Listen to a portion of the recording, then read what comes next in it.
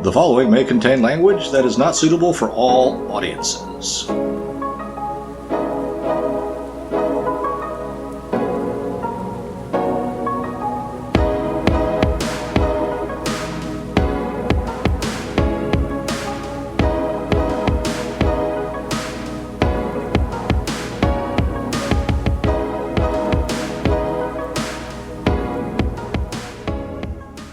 It's time.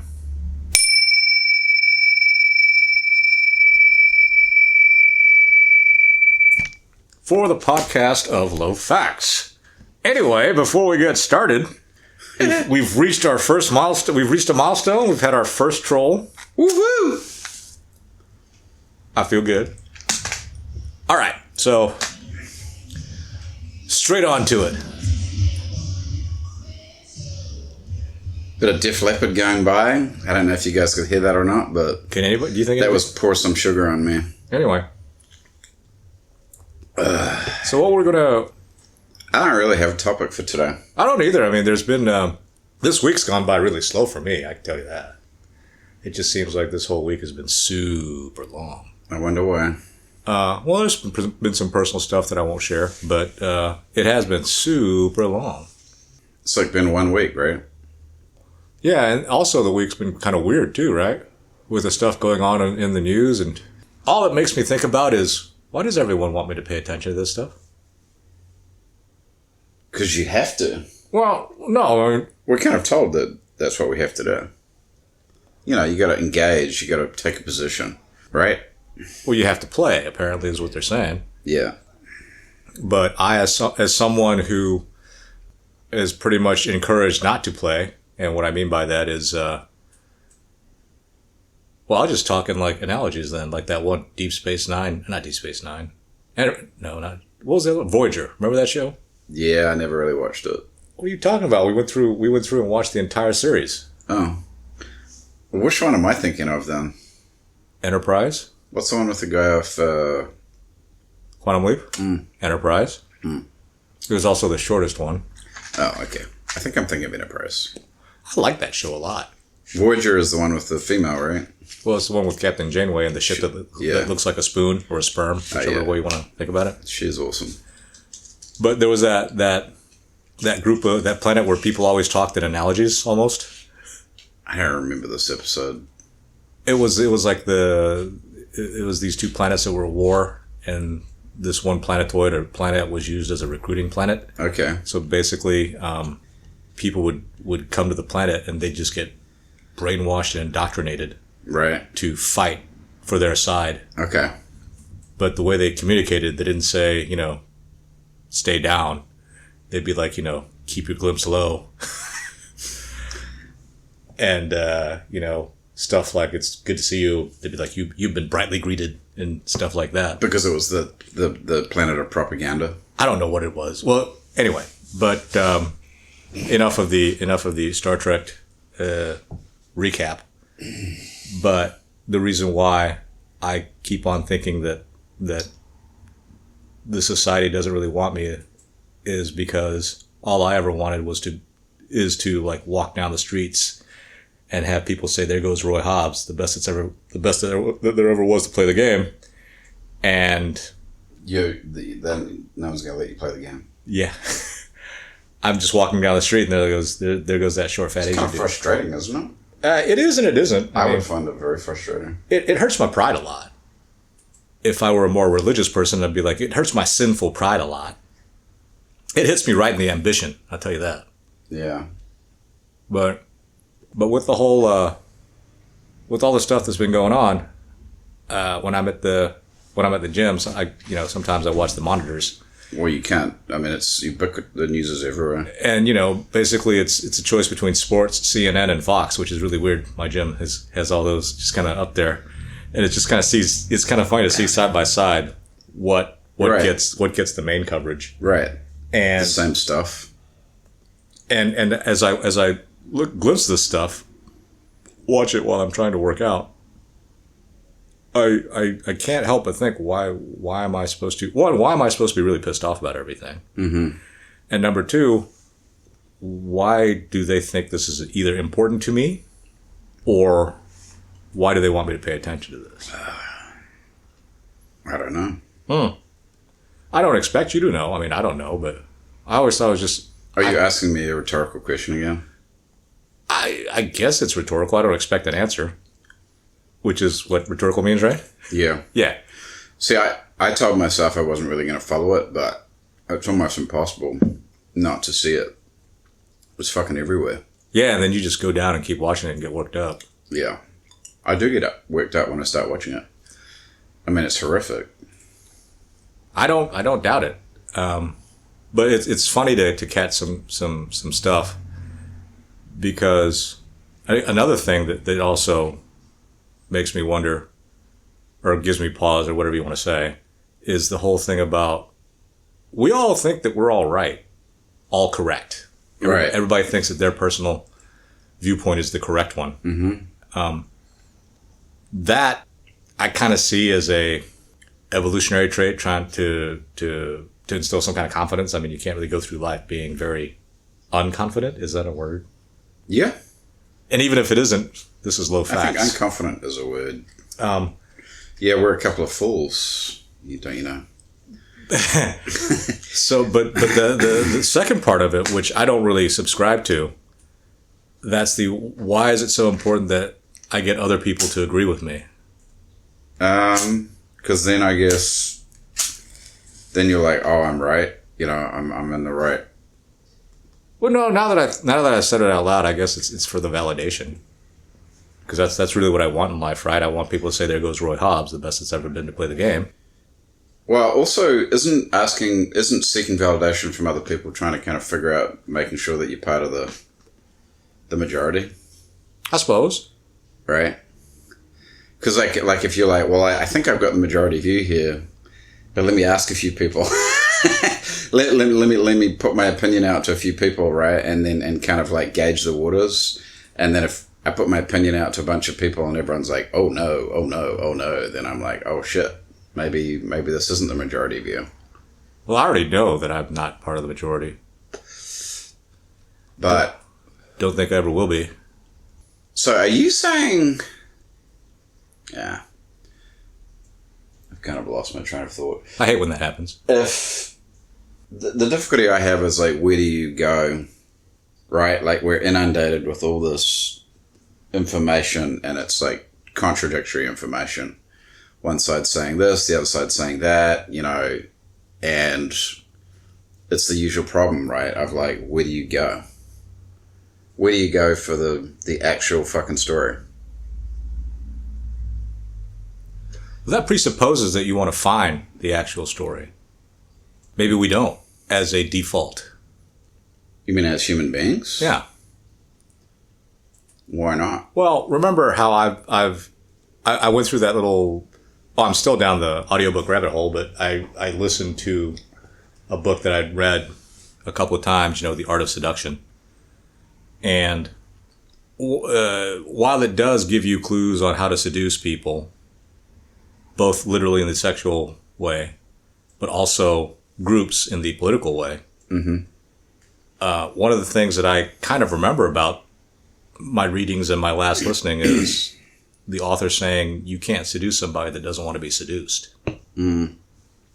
And what I gather from that is someone who doesn't want to be seduced is someone who is super rational, who doesn't want to have their emotions be like front and center. Right. Because we all want to be seduced in a certain, we're all kind of conditioned to want to, and again, it could be an evolutionary thing. We all want to, well, no, it is an evolution. We all want to procreate. We all want to, So do you think that maybe, the powers that be, that they don't want you around if you're going to sit there and not be emotional? Well, they don't want you able to be, They don't want you around if you're not useful to them. Which means that you need to be able to be manipulated, right? In any sense. Manipulated to support the cause that they're throwing out. Right. But also to oppose it, because now you can be used as an enemy of the people. Mm-hmm.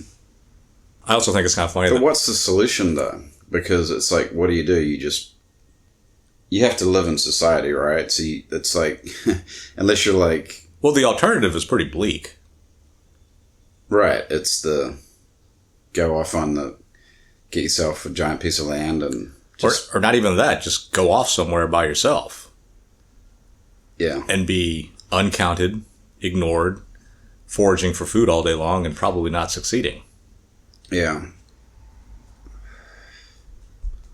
So that's the alternative. And in this day and age, that is not a palatable alternative for, I would venture to say, almost everyone.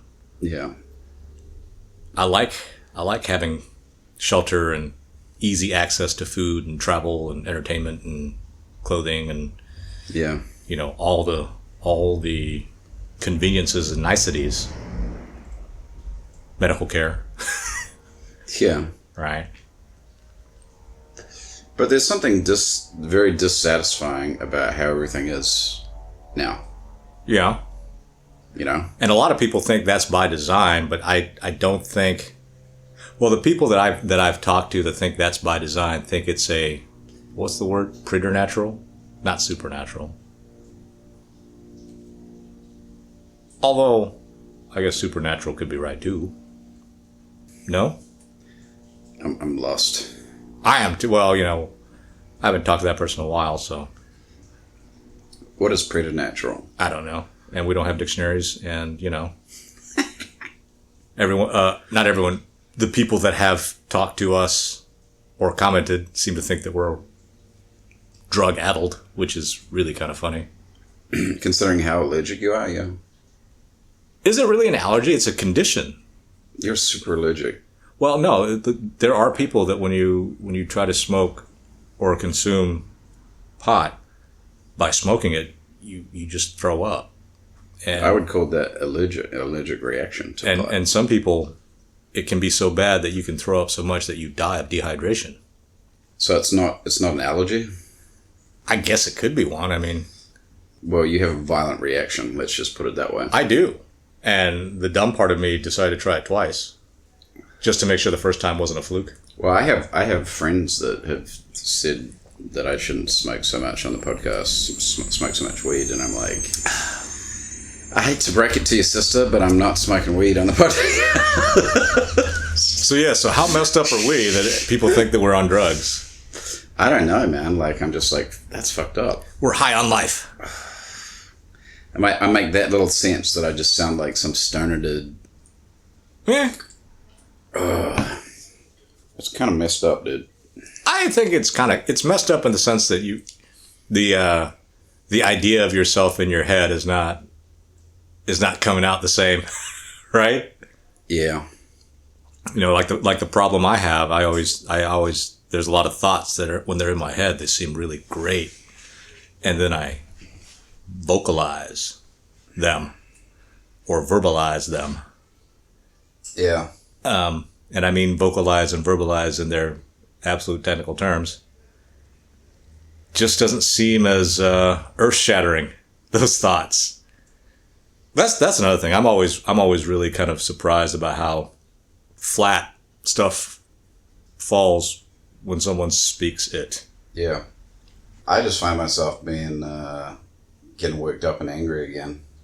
Yeah, like it's just I'm mad again, you know. Just about everything, or? Well, just about how. Well, no. Since this Israel thing has happened, and just the coverage, right, and just the amount of there's like anti-Israeli sentiment, and then there's pro-Israeli sentiment, and it's, you know, I don't know. I don't know what you do about, like, do you engage? Do you watch the news? Like, what do you do? You know? Well, I believe that's something that everyone is going to have to figure out for themselves. But I do think that it's kind of that part I think is planned from the people trying to pull the strings. Mm. You know, the making you mad when everyone I talk to, this is an unofficial poll, right? So when everyone I seem to talk to, they're mad about stuff that's going on, like everything. And the only solution that's put forth is, well, if you convince enough people that are opposed to the opinion you've got or the position that you've got, that's the way to go at it. If you can get enough people that agree with you. Or change the minds, or be against. I mean, are you talking about political change or anything? I mean, I'm trying not to say these people over here are bad. The thing that I really, really, really, really dislike is the whole idea of why do good people do bad things, or how can a good person do these bad things? Especially when they talk about, people in Germany during the Nazi era, people now, just whatever, like, people, they're good people, and then they do these bad things. And I'm just like, I have a hard time with that because I don't think anybody's good, even myself. And so I'm like, well, trying to pigeonhole someone through their words or actions is kind of odd. But then again, that might also be another way to kind of keep the mental disconnect from actually going, right? Because everybody thinks they're right. Mm-hmm. Everybody thinks they're good to the point that nobody even thinks about that. Like, am I a good person? No. Or they do, but they don't do it like, Well, it's mostly I'm a good person, and I have the right view here, you have the wrong view. Okay, but does that make the person that has the opposite viewpoint as you a bad person? No, mostly you're stupid. No, mostly the thought I have is like, how can you have that view? Speaking for myself. Because I think people do things that they perceive as beneficial to them, or something of benefit.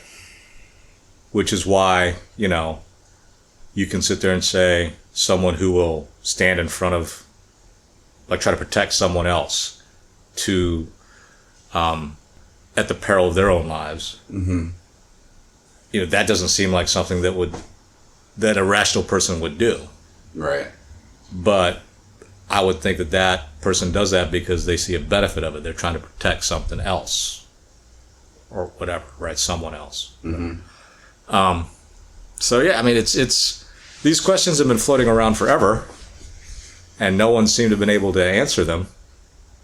And the pithy statements about it's about power, it's about this, it's about that. I think they're all true to a certain extent, but when I come back to the whole idea of like I'm a good person or everyone thinking that they're a good person, it just kind of I don't see that. I don't necessarily see that as a bad thing. Okay, maybe I'm not a good person, but that doesn't mean that I can't try to do good things. Mm-hmm.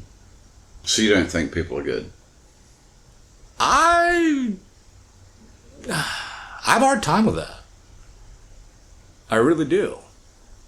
I know that my friends and my loved ones, whether they be friends or family, while they might think that I've got a bit of a jerky side to me, they all think that I'm very loyal and good because I'm loyal and good to them. Yeah. Until I'm not. And, in the instances when I'm not, most of the time it's just because I want to tease. It's not really I'm adverse to them. I'm not an adversary. And I know I'm not making much sense, but we don't rehearse just in case you guys didn't already know that. I think people probably figured it out if they're listening. Like if they've heard our other episodes, they probably know. And, I think it's great that people use us to fall asleep to, which I love. I think that could be a money-making endeavor right there. Yeah. You hear that, sponsors? Potential sponsors. But, yeah, I do. I have a very hard time with the idea that people are good. That hurts me. That I had difficulty with that because I guess I think I'm a good person, and so I assume that like there's a lot of people out there that are good people. And I think that's totally fine and totally good. Well, because there is good and evil. in the world. So one could say that if there's evil, that has to be fought by good people. Yeah, but the evil people don't think they're evil.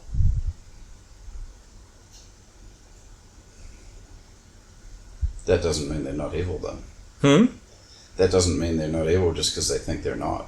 Well, then on the flip side of your thing doesn't mean that a person that doesn't think that they're good or that there's no such thing as good people, that doesn't mean that they don't exist, or that person is not good, and that's totally fine too. I'm just saying that you're not the sum total of your deeds, or what's the other good one what's the other one that people like throw out? You're not your last worst act. Right. But that's probably what you'll be remembered for. Well, that is. I mean, we've been rewatching the baseball documentary. Yeah. And I remember hearing about some dude, one of the commentators, like, yeah, some guy who died when he was in his 80s, a businessman, blah blah blah, did all these great things, and in his obituary, the thing he's remembered for is how he like messed up some play when he was a pro ball player or something. Yeah. He dropped the ball. Or something, right? Yeah. So, okay, you're not your last worst act, and I find some solace in that. But I don't think that you're the sum total of your acts. So do you think, which may bring me in contravention to the whole idea of like judgment at the end of your life for the religious folks. So when people sit there and like give money to a charity, or they do good things like for society or whatever, so would you say that that's just not about people being good, but it's just about legacy then? I don't know. I haven't thought that far outside of myself. Because that's kind of what you like, any self-help book or management book or book about bettering yourself, any of those books, right? Like that's kind of what they talk about. They say, well, it seems like ultimately, like if you die and you have hundreds of millions of dollars, that's not going to be something that is important, right? Like what's important is what you do for others, right? That's kind of the message. Well, yeah, and that message seems like it's something that really speaks to trying to keep the society going. Yeah. Which is not a bad thing in and of itself, right? I mean, I'm not someone who sits there and says, we should start over. We should get rid of everything and start over and create our utopia, or, have the oppressor-oppressed storylines, narratives, or whatever. That one's always been one that kind of threw me for a loop. The oppressor-oppressed. Mm-hmm. And then the people that are in power, who would quite technically be called an oppressor, trying to talk about how they're oppressed. Right. So, because when you use the oppressor-oppressed narrative, then the only people that are... It really kind of brings rise to a constant conflict. Which is the fact that, like, you can't really call yourself oppressed if you're in charge. Yeah. Which is there's a lot of that going on. There's too much of it. And I'm just like, it doesn't make any sense. Well, I'm still stuck on it. I mean, And yet, like, a lot of people I don't know that people question that. Well, because I don't think they care. If you're in a situation that you believe is a bad situation and you don't really see how you can get yourself out of it, then it's really kind of, yeah, let me get that other person's stuff, because he's an oppressor and I'm oppressed. I mean, at some point, doesn't that change? Yeah, if you're in charge. You don't get to call yourself oppressed anymore. But a lot of people in charge do. Well, people need to start calling bullshit on that and saying, you know what, you're full of shit. Well, people do, but there's still a power base for the people, the oppressed oppressors. Yeah.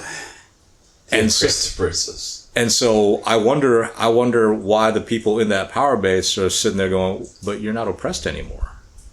Does just the fact or the possibility of someone saying, I'm going to help you, I'm going to get you out of this category. I'm going to get you less oppressed. Uh-huh. But then at that point, doesn't that, if I'm an oppressed person and I get some more stuff, then doesn't that mean that I've come out of the oppressed category? yes. Well, one would think, right? I mean, that seems like the logical... Because otherwise it's like you're always going to be oppressed, which doesn't make any sense. There are people that believe that have been oppressed for... Yeah, but if you're worth millions of dollars and you have fucking houses and a good job, you're getting paid a shit ton of money, you've got like good friends, good family, and you're doing good, how can you call yourself oppressed at that point? Well, the beauty of that is there's always, no matter what position you're in, there's always going to be someone who's doing better than you. That's just life, though. But isn't it easier to say, no, that person cheated and has taken away my shit? Then would that person feel justified no matter what they do? The oppressed person, I mean. Yes. That's the reason why I don't really like the Marxist stuff. I'll admit that I never read thoroughly or studied or really like... well, you don't have to study. I mean, you just have to read what's it, you know. The manifesto? Mm-hmm.